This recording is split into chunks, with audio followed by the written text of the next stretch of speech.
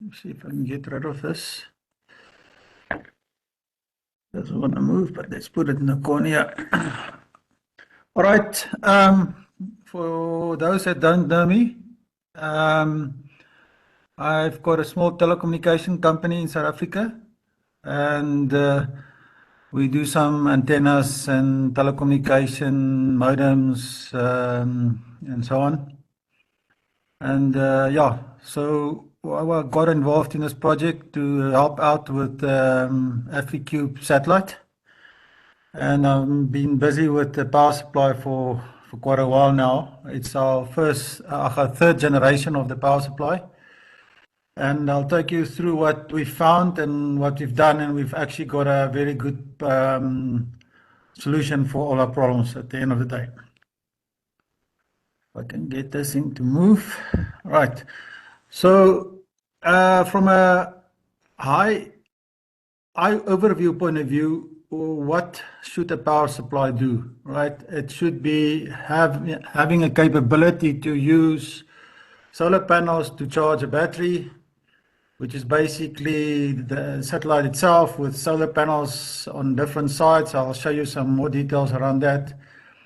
And you need to be able to be very efficient when trying to take the solar power and charging our batteries, or in worst case scenarios where the satellite itself, the batteries has failed and you now need to be able to power the rest of the satellite purely from the solar panel. So you need to look at both these options, right? If you're looking at the long-term sustainability of the satellite and you possibly still want it to operate after the batteries has failed, you need to look at a capability to even run the satellite without batteries. So what we had to think about is we need to be able to harvest, and I think harvest is the correct word, as much power from the solar panels as possible, right? So how do you do that? There's different ways of doing it. Some solar panels will be pointing directly to the sun, some will be 45 degrees, some will have different angles to the sun, because this specific satellite will obviously not be 100% orientated to the sun, and therefore whatever power we can get out of a satellite is what we need to consume or harvest, right? So the outcome of that, and I'll take you through how we got to that point, how can we get it so efficient so we can even harvest power from panels that's not directly pointing to the sun and so on. And then there's the complexity of having the power supply to be able to switch between solar, battery, both charging while using battery, and so on and so on. There's a lot of complexity in the power management part of this. And then there's the actual regulators. We need 5 volt, we need 3.3 volt for the actual onboard computers, and we need power for the power amps and the receivers and so on and so on. So that's also a lot of complexity. And then you need some kind of intelligence on this satellite to be able to manage all this, so that we try and protect the satellite and its battery as much as possible and as long as possible, and at least still give us some kind of capability if worst case scenario happens, if we have maybe a loss of one cell, or we have a loss of the batteries, or and so on and so on. So it needs to be clever enough to think, okay, we've lost this, I'm going to compensate for that, therefore I'm going to do this and I'm going to do that. So all that logic around what the power supply needs to do needs to be intelligent, right? You can't just say, I'm charging a battery, I'm using it, and that I hope for the best. If you're really spending so much money to get a satellite in space, you need to get value out of that. So that's where all the designs go in trying to do that. So we've already designed the receiver, we've designed the transmitter, we've designed the onboard computer. We've got a magnetic stabilization board which shares the battery power compartment with that. That part is shared. Then we've got the power supply, which is I'm taking you through now, and then we've got the sensor board for experiments. Now, from an antenna or a satellite point of view, we want to have put the heavy stuff, the gravitational heavy stuff in the middle of the satellite, so that if the stabilization board can rotate the antenna to point the antennas to Earth, that should work in theory very well. That's the magnetic stabilization board, and the batteries, which is the heavy components, will be right in the middle, and then the other boards can be obviously be placed wherever we like, but we will probably place the transmitter and receiver boards close to the antennas to have that efficiency of less coax and so on and so on. We might swap some of them around depending on heat. Once we've got the systems running for a long period, we might want to keep the batteries at temperatures that's not frozen or too hot, and then we might swap some boards and things around. But that's basically how the antenna, the satellite will look with antennas folded out. And then we've also got 4 doors that will have solar panels on them, and these will also fold open. So in total, we're going to have 13 solar panels. So it will have the inside, that side, the other side of that, and so all sides of this, these doors and the satellite itself will have solar panels, including the bottom. So in total, there will be 13 solar panels on the actual satellite. So I think that's just the same as I've just explained where the boards will sit. So we try to build the capability to harvest as much power as possible. Now, if you think of it, if you have 2 solar panels and the one solar panel is in the sun and the other solar panel is half in the sun, you can't just combine the 2 solar panels with 2 diodes and hope that you're going to get 1.5 the power out of the 2 solar panels. It doesn't work like that. The one with the highest voltage will actually charge the battery, and the other one with half the voltage will not charge the battery. It's going to be ignored in total. So you need some type of technology to be able to take that solar panel that's maybe half in sun and still generate some kind of power out of it. So what we do to be able to do that is we have independent MPPT controllers, which is buck boost converters to a certain extent.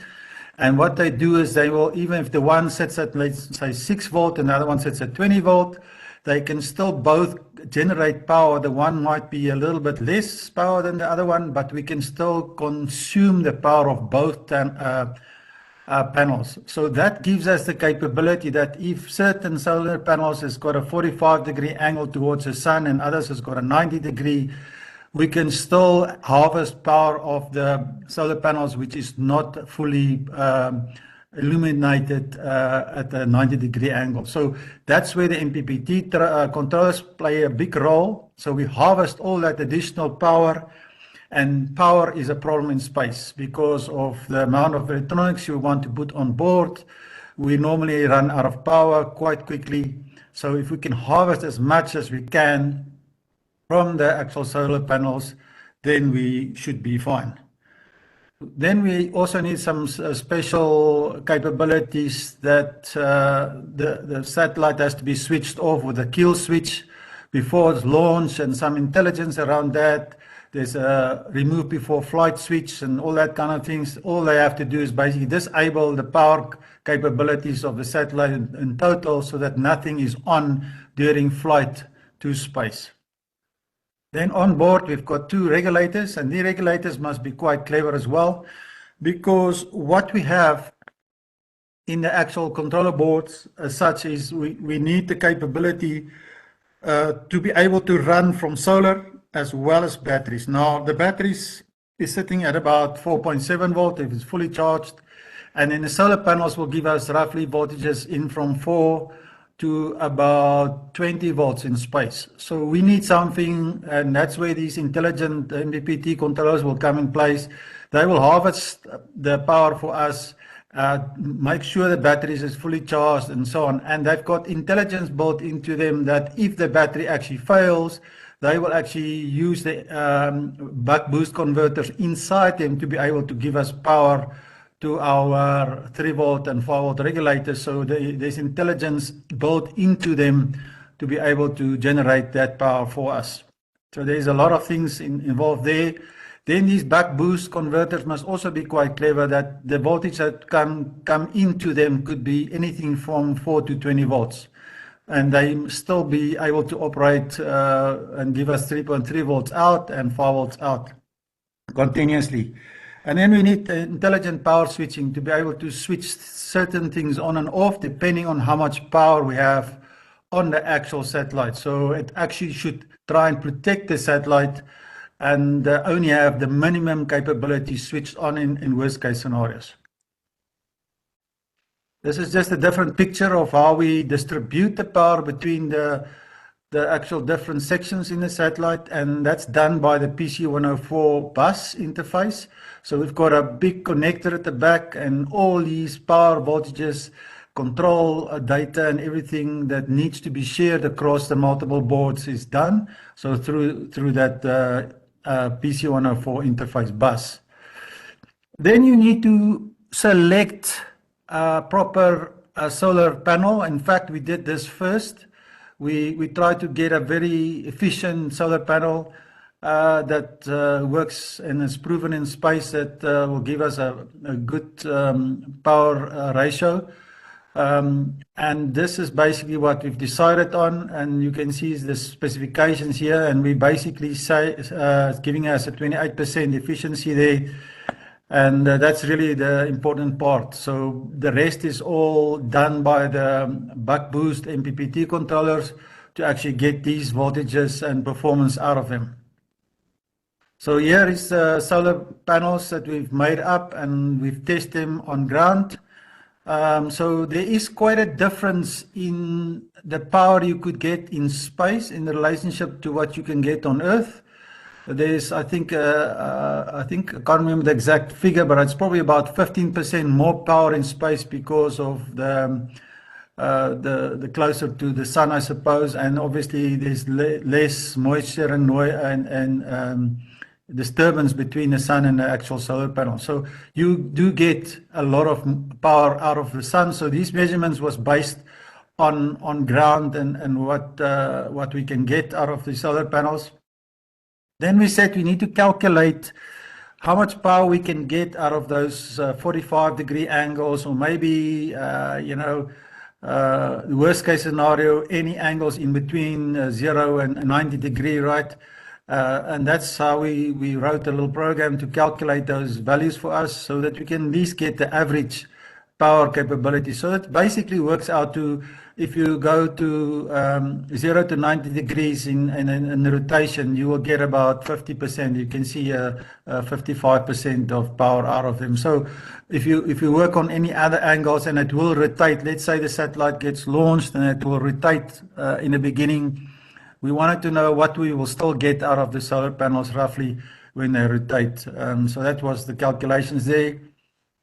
Then we had to look at what's our worst case scenario and our best case scenarios on receiving power from the solar panels. And we looked at the scenarios, and we have identified these different ones. And based on that, we did these calculations. And then basically we said from worst case to best case, we will have about between 2.2 and best case 2.8 watt coming out of our solar panel system. Now this is based on the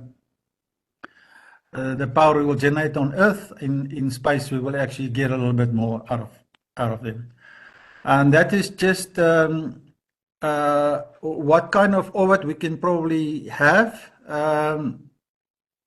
So in most cases we probably won't have a sun-synced launch, because then the satellite will always stay in the sun and will follow the sun basically. So that is the type of orbit ideally we would love to have, but that's most cases much more expensive to have that kind of launch and so on and so on. So we'll probably get something that will not follow the sun, but it will rotate into non-sun syncable, and therefore we will have quite a different, we will have periods where we would have a lot of dark, how can I say, periods where we will be behind Earth, and probably have quite a little sun available to us. So in that case, that's very important for our battery management system to be able to then switch things off to keep the satellite still in controllable modes, if you can call it that. And so that's something we had to think about. Then we had to think about what happens, especially in the beginning when the satellite gets launched. The satellite, there's two little springs on the feet that allows you to push itself away from other satellites when it leaves the potty or the pot in on the launch vehicle. And then it normally rotates quite a bit until the magnetic stabilization boards are starting to pull the satellite into a stable rotation, pointing the antennas to Earth. And that normally, in most cases, it takes about eight days for the satellite to sort of stabilize. So during that period, we're going to have a lot of pulses coming in from the actual solar panels, full power, low power, full power, no power, and it's going to rotate. So your electronics and the power supply needs to be clever so that it doesn't switch on the controllers and off and on and off. So it needs to think about this type of scenario and maybe not switch things on and off, but allow the batteries to maybe charge during that period till things getting stable, and so on. So there's things that you need to think about when it gets launched. So here's examples of other satellites and the sort of cycles. The antennas, the solar panels went in, and you can look at some panels. You could see peaks coming in properly, and some panels maybe had angle towards the sun and so on. So these pulses will come through the actual solar panels, and you need to sort of either smooth them out before you give them to the controllers or give it to the actual MPPTs, see how you can do that. So we had to think maybe of a way of smoothing some of these pulses during the first 8 days and not affect the satellite and reset it and repower it and things like that.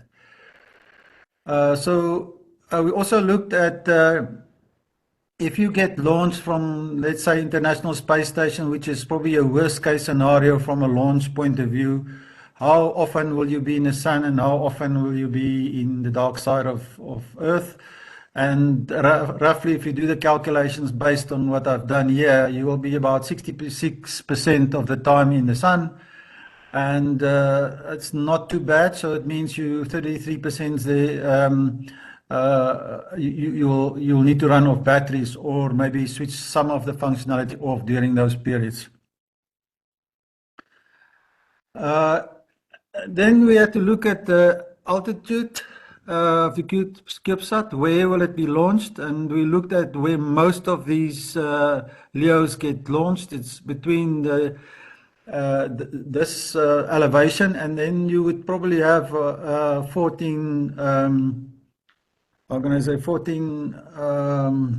hour and 43 minutes available for operations. And that kind of orientation will give you some time to operate. And in some cases, I think most of the LEOs that I've seen lately, they're all about 20 minutes. You've got about 20 minutes available for yourself. And I think they do about 8 or 9 orbits a day if you're lucky. So it depends on obviously the launch and what your capabilities is, but we have to also think about that. How much time will we have to basically control the satellite and download data that we have collected from the satellite? So we had to think about that, so that even if it's at nighttime, do we not have enough power to be able to upload and download all the commands and data that we want, because we want to keep on controlling the satellite, doesn't matter when. So we had to think of how to do that. Criteria to be used. So we needed a 5 volt. We needed under an over voltage protection on the power supply. Over current trip, we needed a capability that if something fails within the onboard computer or maybe the control system of the RF system, that the unit could possibly recover itself. Now we have to look at capabilities. How do we build in a trip capability? It trips, resets and keeps on trying. And hopefully that short or something that's causing it will either reset and recover or maybe possibly burn out eventually. We also have to look at reduced EMI. The power supply doesn't need to generate a lot of RF to interfere with our receivers. That was quite an important factor. We needed the buck boost capabilities. We needed that harvesting 4 to 20 volt, which was quite important. Otherwise, we will only get half the power that we can do with the harvesting that we've got now. I did a calculation, I think in last week, we've got about a 90% efficiency overall, which is not bad. If you think of some panels doesn't even directly point to the sun and so on. So I'm really happy that we've got a reasonably good system. Battery charging, the system is designed in such a way that it will always give power, including charging. It will try and charge and give power. And if there's not enough power to charge, it will give power directly to the electronics. So we have that fail-safe position where if the batteries eventually fails, it will continue giving us power to the computers and telecommunication areas. Then we also needed the capability to charge the batteries with the umbilical cord. So from external before launch, and obviously, I think in some cases they can even charge the satellites in the International Space Station if it's launched that way. So we had to have that capability. We've added that. And then the modes that we basically have are solar only, battery and solar operation, and battery only operations on the actual unit. So we on the third generation. Why does it take so long to build a power supply? A power supply, in this case, is quite complex. And we had to have a lot of things that you normally wouldn't have on a power supply on ground. Like we had to have the short circuit protection. Can the charging recover from open and short circuit capabilities? And we wanted to make sure all these things that we need to tick off here is actually possible, because what we actually learned from the previous version is, although the manufacturer said it can work maybe from 3 volt to 40 volt, it couldn't recover once it's gone below that voltage and things like that. So what we did do in this case is we got an evaluation board and we tested these scenarios. So we've tested everything that you could see here in the list of things that this specific power supply had to do, and they passed everything except there's one component, and that's the red here, is where if there's a short on the output of the battery department, then it could still pull down power, and we going to add an eFuse, and we've decided on this TPS 25940L, and that eFuse is quite clever in a sense. It will we'll see if the short disappears, and then it will switch on the battery if needed be. So it can have the capability where the battery could be dead for 2 or 3 years and then suddenly recover. And we've seen that on other satellites, that some batteries have recovered and came back. So that's quite important. Another advantage that this specific solar MPPT controller we've decided to use is it gave us a lot of readings, voltage and amperage, from the solar panel, usage, currents and voltages. So we didn't have to build additional circuits to be able to monitor all the voltages. Although we did, I'll show you later on the output power part, where we actually have the buck boost converters, we even monitor that voltages so that we know that the voltages is in the correct limits, and we can switch things on and off to make sure that everything is still fine. So this was power consumption. So our existing telecommunication onboard computer, which is combined with in one system, it consumes about 1.8 13 watt, which is quite a lot, and we were hoping to bring that down. So at the moment, we're still going ahead with the existing design, but we've got a second design that's coming up that will even reduce this, I think, with 800 milliwatt going forward. So we've got a new design that I think might help us even more in the future. But from launch opportunity, if we have a launch opportunity quite soon, we will use the system as is based on this design. This is just a different view how the solar panels are connected to the MPPT controllers, and then we've got an Atmega onboard computer that manages these solar MPPTs, and there's some output switches that we can switch on and off certain voltages that is consumed on the PC104 bus. But I'll show you some intelligence we've implemented that even if this onboard computer goes down, we can still be able to control most of these things from the onboard computer. There's a fail-safe capability that if there's fails, these switches will go on automatically after about 22 seconds. And then the master onboard computer will switch on and start doing readings from the shared I2C. And hopefully we can then still manage the satellite. So it's a backup capability which we've put in. Then the lifetime. So we normally most CubeSats is about 3 years to 7 years if you're very, very lucky.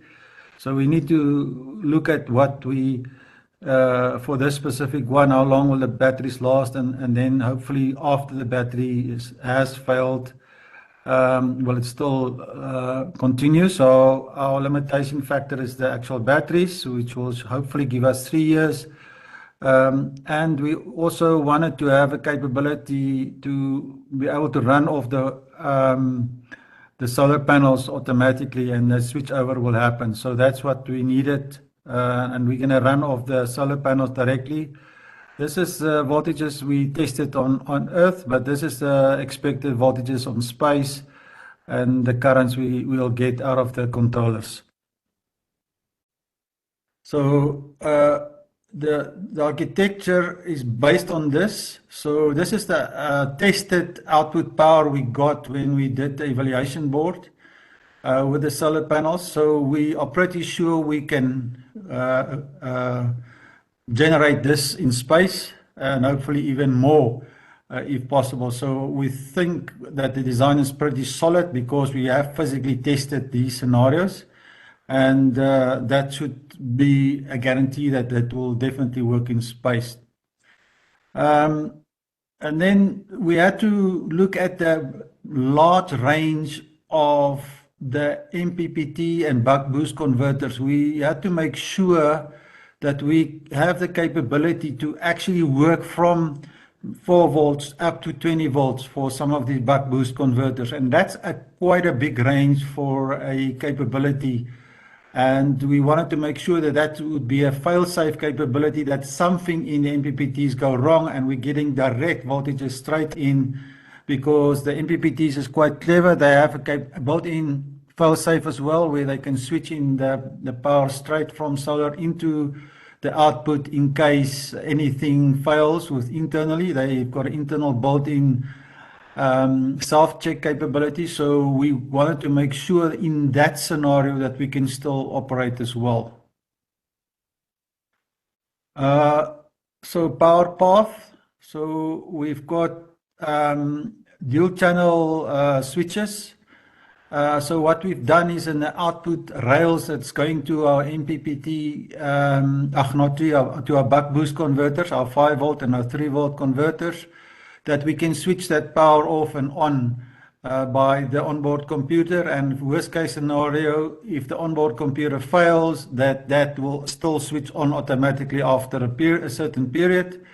And that period is 22 seconds. So if the onboard computer doesn't come on and start controlling everything, the system will go to fail-safe and switch on all power to the output, and the master onboard computer will then take over. So this is the supply voltages. The microcontroller on this board is 3.3 volt, and it will do some temperature monitoring for us and the I2C to the MPPT controllers, and then control the output switches. And the output switches is designed in such a way that if this specific microcontroller fails, the output switches will still switch on. So that's sort of how this scenario works. And this is how we see the capability to work. So we've got this voltages coming in pure. This is the modes of the MPPT controller. So a pure buck mode, then boost on 5-volt buck, boost on both rails, and pure buck. So it's going to have these 5 modes, and it will automatically, these LTC 4015s has got these capabilities built into them. But combining them with the MAX 25239, we have the capability to run in these 4 modes. And that basically gives us the capability to run in all scenarios, all failure scenarios. That's just the specifications of the 3.3 volt buck and 5-volt buck boost converters. So this is basically the components. We had to think also about the inrush capability. So in the scenario where our onboard computers, they are quite powerful and they are hungry on power, especially at startup. We had a problem on our previous design, in a previous version of this power supply, that the inrush currents that the onboard computers used actually tripped the MPPTs and switched off the charging on a regular basis when the master onboard computer would, for instance, reset or like anything like that happens. So we have actually now added quite a few large capacitors to be able to give that inrush current for the onboard computers at startup, and then hopefully that problem is resolved. So that's something we had to build in additionally, which we picked up with our previous design. So power sequencing. So this is sort of how the power will work and the failover will work. So the LTC will start up and give us 4.5 volt out. If there is power in the battery and if there's solar sun coming in from the solar panels, then the 3.3 volt buck boost converter will immediately start up, and then the 3.3 volt rail soft start will also kick in, and the Atmega processor will start up, and then we'll start managing the MPPTs. Now, in the case if that's not happening, the 3.3 volt good, after a certain time, I think 22 seconds, it will also kick in. We've got a capacitor that will charge up in case the Atmega doesn't start switching power on, and then those switches will also switch on. So then we've got the 5-volt max enabled and the 5-volt rail soft start. All those controls are done by the Atmega. The Atmega will also read all the voltages for us and send the data via I2C to the onboard computer, which will then take that I2C data and send it via the telemetry down to Earth. This is just a scenario, the fail-safes that I've mentioned. They've got these charging capacitors, and they will charge up. And after 22 seconds, if the onboard Atmega doesn't come back up, the power will still go on, but that will switch on everything except the experimental board. Dennis, we had to make sure that when we put the Atmega at sleep, because what we wanted to do, we didn't want to run the power management computer all the time to save power as well. And we looked at if we have to switch the satellite in a sort of a low power mode and switch all the devices off for a certain period, how much would the actual current be of all these devices? Now, the 492 microamps is the combination of all the units if they all put into sleep mode. And that could be something that we might want to do at some stage when the batteries are, we need them to charge very fast for some odd reason, for a special event or something. Then we can put the satellite in a sleep mode for short periods, so we can maximize the power into the batteries. That's just protection diodes. We wanted to make sure that if there's spikes or anything during the taking the satellite and putting it in the pods for the launch vehicle, that we don't have static or anything on the solar panels that could affect any of the electronics. So we added some protection diodes on the solar panels as well. This is just the components. We revisited the components and the sizing around them, because we really had a complex board and we had to reduce some of the components. Although we've looked at maybe 4 times the power capabilities of the components, so that they will work in extreme temperatures, we should be fine. They totally over-designed from that point of view. So was just decisions around that. Then this is the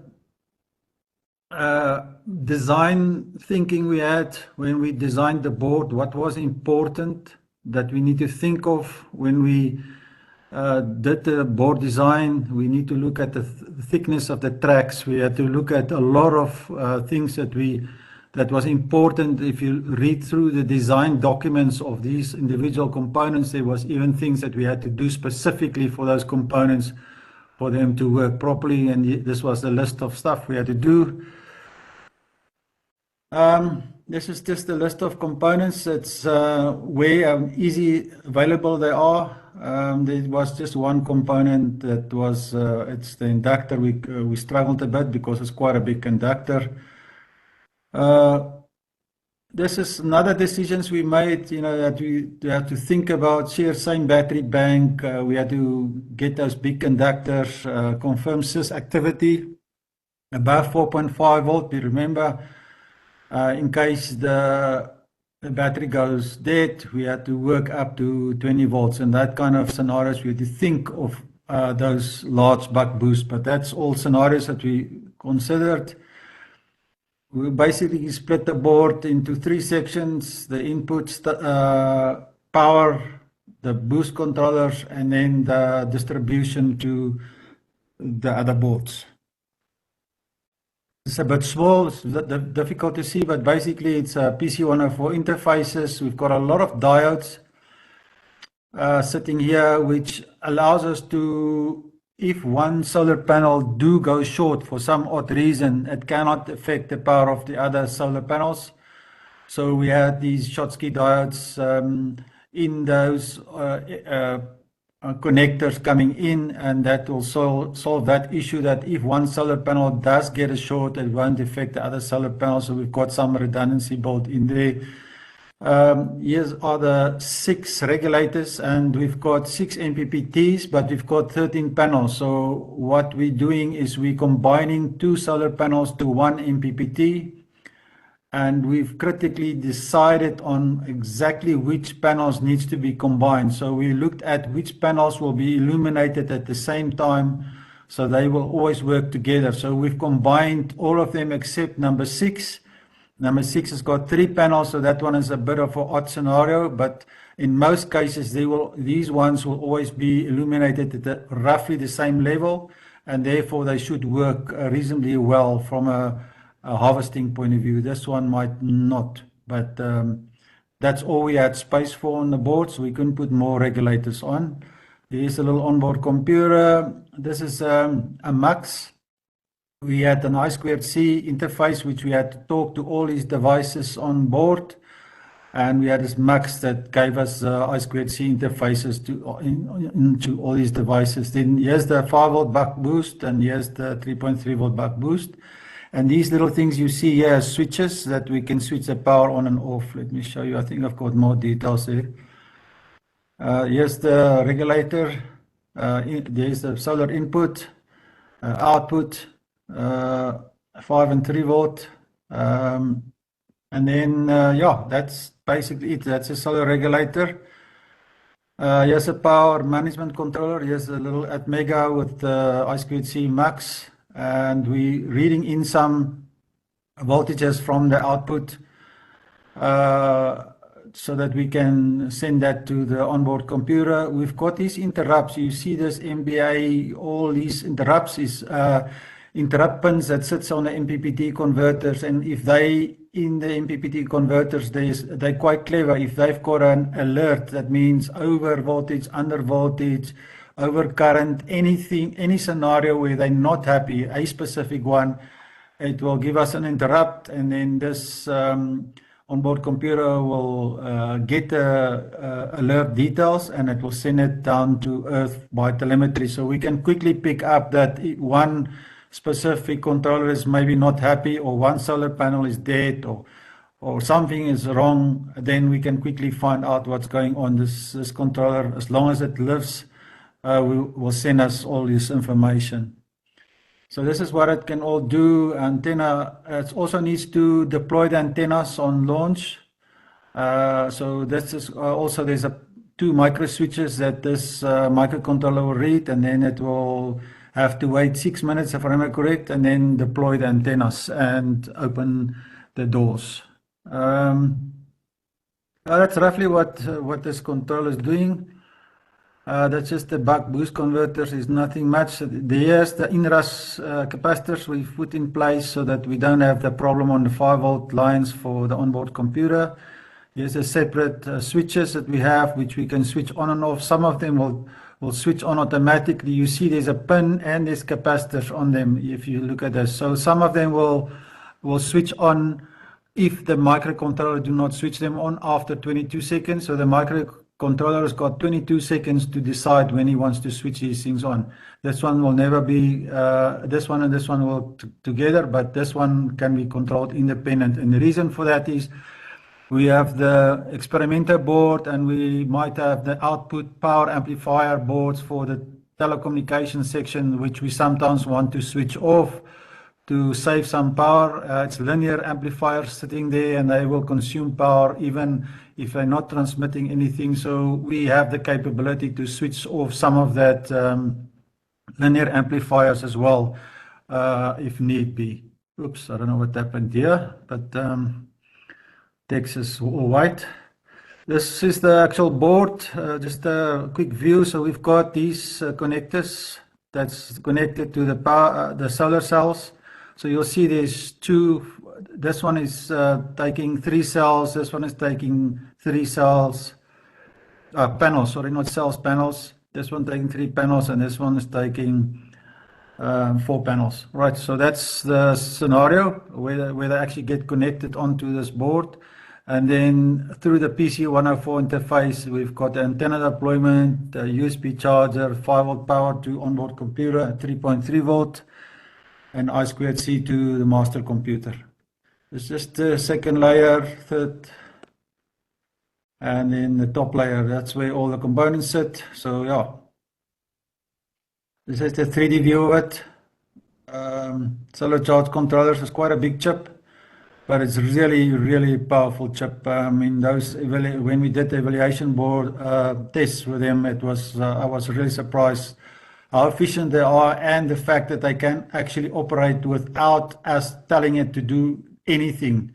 It's got a very nice capability in a sense. It's got external resistors around it, where you can configure it on different modes by pulling certain pins high and low and so on. So you can actually pre-configure that chip to operate in the modes that you want it to operate.